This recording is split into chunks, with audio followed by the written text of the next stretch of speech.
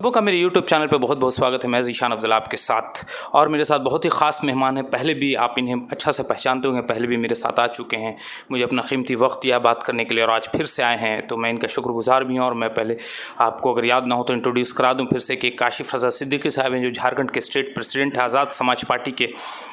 और नगीना में जो इलेक्शन में जो रिज़ल्ट अभी आया था, लोकसभा चुनाव, आम चुनाव जो 2024 में हुआ था, गौरवशाली जीत हासिल हुई थी, एक ग्लोरियस विक्ट्री हासिल हुई थी चंद्रशेखर रावण जी को, जो कि प्रेसिडेंट आज़ाद समाज पार्टी के, उसमें एक बहुत बड़ा योगदान इनका था। आइए अब हम इनसे बात करते हैं। बात करने का मौजू पहले मैं आप लोगों को बता देता हूं ताकि आप लोगों को भी बात क्लियर हो जाए। झारखंड का जो आगामी विधानसभा चुनाव, इससे रिलेटेड मैं बात करूंगा सर से।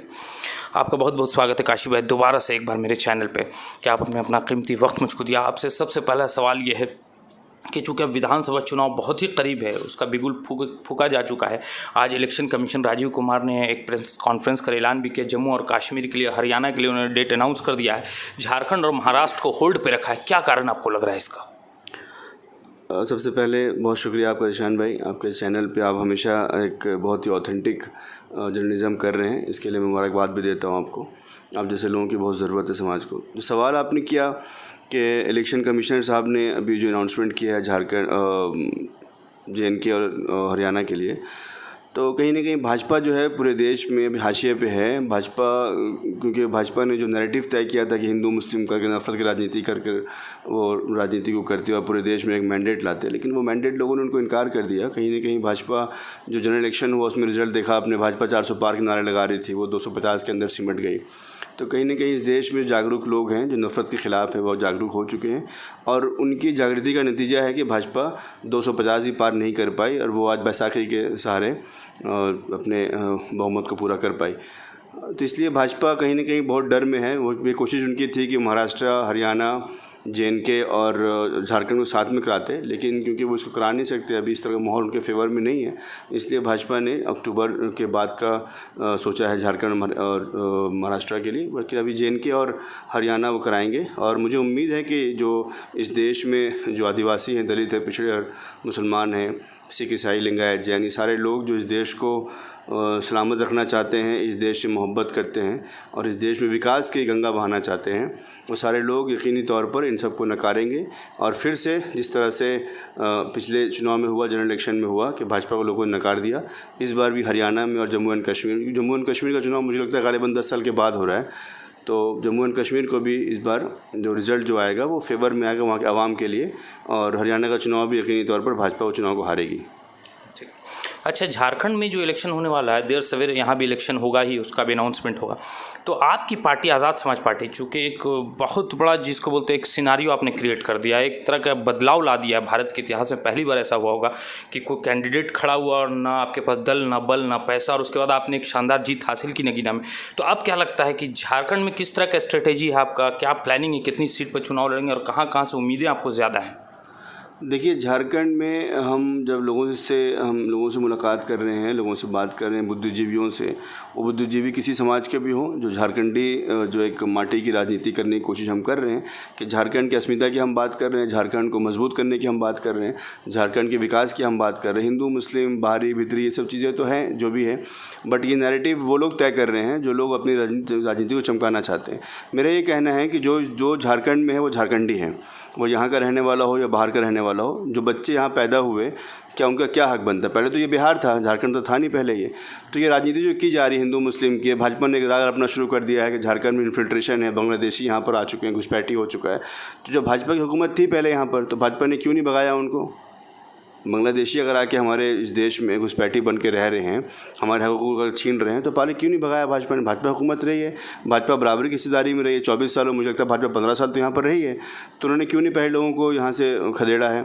तो ये सवाल जो भाजपा इस तरह सवाल जो कर रहे हैं, और बाबूराम लांडी इस तरह सवाल को खड़ा कर रहे हैं कि यहाँ पर उनके पास कोई मुद्दा तो बचा नहीं है, तो ये मुद्दा सिर्फ बांग्लादेशियों का मुद्दा है, हिंदू मुस्लिम का मुद्दा है, नफ़रत की राजनीति कर रहे हैं। और ये जो उनका जो माहौल बना रहे हैं, वो उस माहौल से इस देश में और ख़ासकर प्रदेश में हमारे एक ऐसा माहौल बन रहा है कि मुसलमान के ख़िलाफ़ आदिवासी खड़ा हो रहा है। तो आदिवासी और मुसलमान हमेशा मिल के रहे हैं, आज भी रहते हैं, और मुझे उम्मीद है कि अल्लाह की ज़ात से कि आने वाले वक्त में भी रहेंगे वो। लेकिन भाजपा की राजनीति को लोगों ने नकार दिया है। इस बार का चुनाव जो होगा, भाजपा बुरी तरह चुनाव को हारेगी। जितना कोशिश कर रही है वो चुनाव इस पर बनने वाला उनसे नहीं है, और यकीनी तौर पर जो रिज़ल्ट हुआ है जनरल इलेक्शन में, उस तरह से रिज़ल्ट, उससे बेहतर रिज़ल्ट देखने को मिलेगा और भाजपा चुनाव हारेगी। हमारी रणनीति ये है, हम ये चाहते हैं कि 24 सालों में झारखंड में, जिस तरह से झारखंड में जो यहाँ की पार्टी रही हुकूमत में, वो इंडिया अलायंस हो या इंडिया का अलायंस हो, इन दोनों ने, सो कॉल्ड जो अलायंस इनका है, इन दोनों ने विकास के बारे में बात ही नहीं की। अब इस झारखंड के आप देखिए, 19 सालों में आदिवासी सीएम रहे, 5 साल सीएम छत्तीसगढ़ के रहे, बढ़िया सीएम रहे वो, भाजपा के सीएम रघुवर दास साहब। तो इन सब लोगों ने झारखंड के हित में कुछ बात तो नहीं की, ना यहाँ की माटी की राजनीति की, ना यहाँ के जो जब झारखंड को आज़ाद कराया गया, जिन्होंने संघर्ष किया, जिन लोगों ने कुर्बानियाँ दी, खून बहाए, उन शहीदों को जब आप देखते हैं, उनकी पूरी ज़िंदगी को आप देखते हैं, झारखंड को आज़ादी की लड़ाई जिन्होंने लड़ी कि एक स्वतंत्र राज्य झारखंड बने, तो उनके सपने कहाँ पूरे हुए? आज भी यहाँ के आदिवासी गुर्बत का शिकार हैं, आज भी यहाँ के दलित जो हैं हाशिए पे खड़े हैं, आज भी दलित एट्रोसिटी चरम पर है, आज भी मुसलमान जो यहाँ पर जिन्होंने बहुत कुव्वत लगाई झारखंड अलग करने के लिए, झारखंड एक अलग राज्य बने, जेएमएम झारखंड मुक्ति मोर्चा को सपोर्ट मुसलमानों ने किया, आदिवासियों ने किया, दलितों ने किया, पिछड़ों ने किया, वो सारे लोग आज कहाँ खड़े हैं आप देखिए, ना उनको रोज़गार मिल पा रहा है। एक मैं जब गढ़वा गया, पलामू गया, उस जगह पे जाकर मैंने देखा तो मुझे बड़ा अफसोस हुआ देखकर कि उस पूरे कई सारे गाँव ऐसे हैं जहाँ पर कोई युवा है ही नहीं, 18 साल से ऊपर के युवा जो वो है ही नहीं वहाँ पर। बूढ़े तो बेचारे अपने बच्चों को याद करके रो रहे हैं बैठ के। तो इन सब चीज़ों को ये देखने से लगता है कि झारखंड में पलायन जो है चरम पर है, और इसका कारण सिर्फ ये है कि झारखंड में रिसोर्सेज तो बहुत हैं, लेकिन उसका लूट हुआ है। और लूटने वाले कौन लोग हैं? लूटने वाले हुकूमत में बैठे हुए लोग हैं, वो जेएमएम हो, वो कांग्रेस हो, वो भाजपा के लोग हों, आसू पार्टी के लोग, इन लोगों ने लूटा है झारखंड को। तो सिरे से झारखंड को लूटा गया आज तक 24 सालों में। हमारी पार्टी ये कोशिश करेगी कि झारखंड में अच्छे लोगों की राजनीति हो, सिद्धांत की राजनीति हो, माटी की बात हो, और झारखंड में जो समाज जिसकी जनसंख्या ज़्यादा है उसको हिस्सेदारी मिले।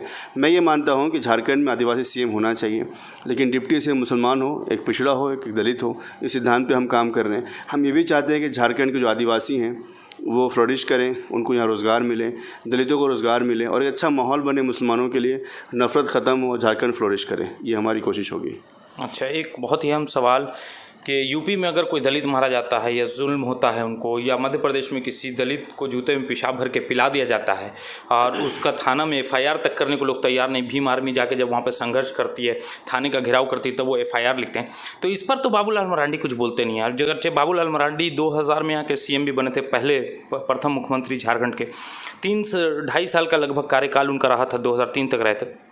गरीबों के गरीबी को दूर करने का कोई बात किया ना, बेरोज़गारों को रोज़गार देने की बात किया ना, किसी के उत्थान की बात किया ना, आदिवासियों की बात किया।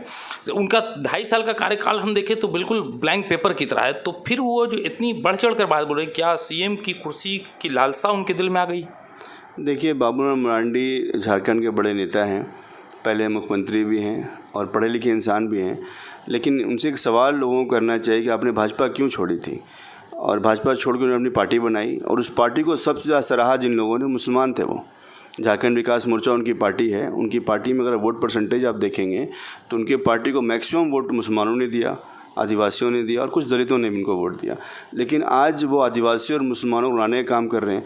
जिसके वोट के सहारे उनके पास कभी 6 से 7 एमएलए हुआ करते थे, उसी समाज के लोगों को आज वो गाली बक रहे हैं, उनको परेशान करने की कोशिश कर रहे हैं। तो बाबूलाल मरांडी की हैसियत झारखंड में कुछ बची नहीं है। और बाबूलाल मरांडी से लोग जो इनसेंसिटिव लोग हैं, इनसे बहुत उम्मीदें आप नहीं कर सकते। इनके पूरा जीवन जो है आज के टाइम पे चापलूसी वाला जीवन है। और क्योंकि मैं एक पढ़ा लिखा इंसान हूँ तो मैं इस तरह की टर्मिनोलॉजी इस्तेमाल नहीं कर सकता, लेकिन अगर एक नॉर्मल लैंग्वेज में कहा जाए तो बाबूलाल मरांडी जैसे शख्स जो हैं वो थूक के चाटने का काम आज कर रहे हैं। ये शब्द मुझे इस्तेमाल नहीं करना चाहिए, बट मैं मजबूरी में कर रहा हूँ, क्योंकि इन्होंने जो राजनीति की अभी तक भाजपा से अलग हुए, और उन्होंने कहा था कि मैं लाल किला से कूद जाऊँगा, भाजपा में नहीं जाऊँगा। इसी तरह से वहाँ के नीतीश कुमार ने भी सेम बात कही थी। तो ये राजनीतिक जो जिस तरह से लोग ये कर रहे हैं, इनसे लोगों का मोह भंग हो चुका है। और ये जो इस तरह के लोग जो हैं, लोग इनको सराहते नहीं आज के टाइम पे। इनसे सब लोग हट चुके हैं अब। अच्छा, क्या कारण है कि बाबूलाल मरांडी जी ने इतना दलितों और आदिवासियों मुसलमानों के बीच में दीवार खड़ी करने की कोशिश की और बहुत ज़्यादा प्रचार किया मुसलमानों के ख़िलाफ़ भी, और कुछ अनर्गल बातें भी बोली? तो चूँकि वक्त नहीं, छोटा सा इंटरव्यू है, तो मैं ये पूछता हूँ कि क्या कारण है कि अर्जुन मुंडा फिर खूंटी से चुनाव हार गए? आदिवासियों ने और दलित ने या मुसलमान जितने भी परसेंट उनको वोट वहाँ पर नहीं दिया है। क्या बाबूलाल मरांडी का असर उन वोटर्सों पर नहीं हुआ?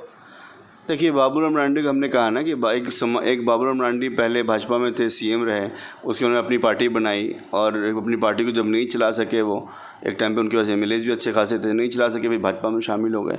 तो समाज जो है वो बेवकूफ़ लोग नहीं है। पहले एक वक्त हुआ करता था कि लोग, राजनीतिक लोग जो है बहला फुसला के लोगों को अपने साथ ले लिया करते थे, बट अब क्या है कि आदिवासी भी पढ़ा लिखा हो चुका है, दलित भी पढ़ चुके हैं, मुसलमान भी पढ़ चुके हैं, तो अब लोगों को बेवकूफ़ बनाना आसान नहीं रह गया। राजनीति में लोग अब बेवकूफ़ नहीं बन रहे, बल्कि जागरूक लोग हैं कि युवा जो है झारखंड में बहुत जागरूक है, युवा जो है, महिलाएँ जो है, ये काफ़ी जागरूक हैं।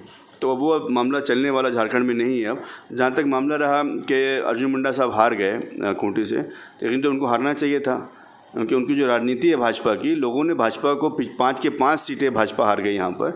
तो 5 की 5 सीटें हारने की वजह ये बनी है कि लोग ये समझ रहे हैं कि भाई आदिवासियों को लड़ाया जा रहा है।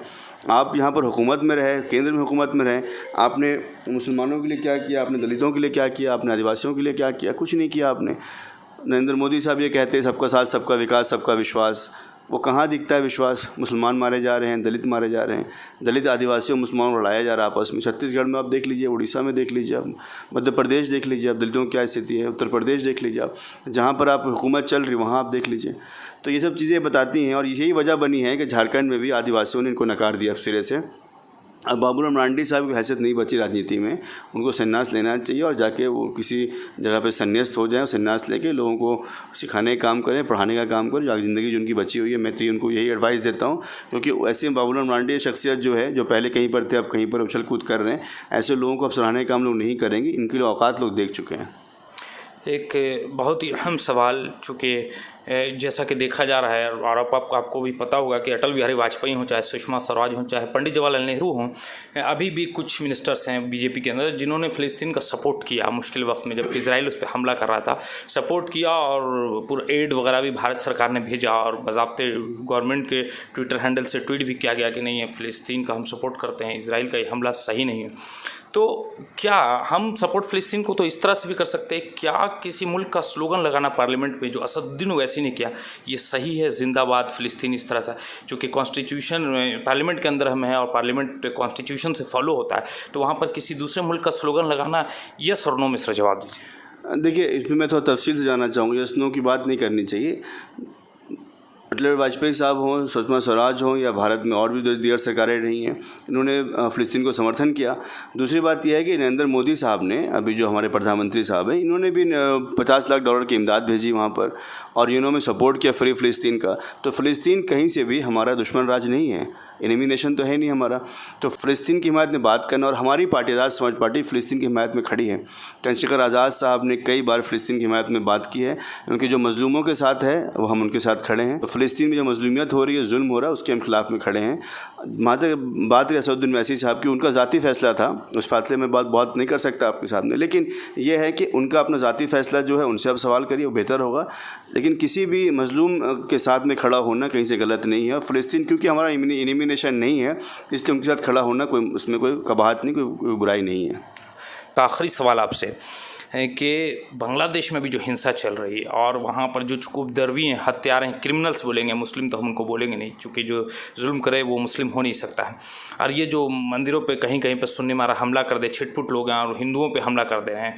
लिट्टन दास जो क्रिकेटर बांग्लादेश, उनके घर को जलाने का भी खबर आई है, एक ऑथेंटिक खबर है न्यूज़ चैनल से। तो इसको किस एंगल से आप देखते हैं, किस तरह से देखते हैं? क्या इसको कंडेम किया जाना चाहिए खुल के?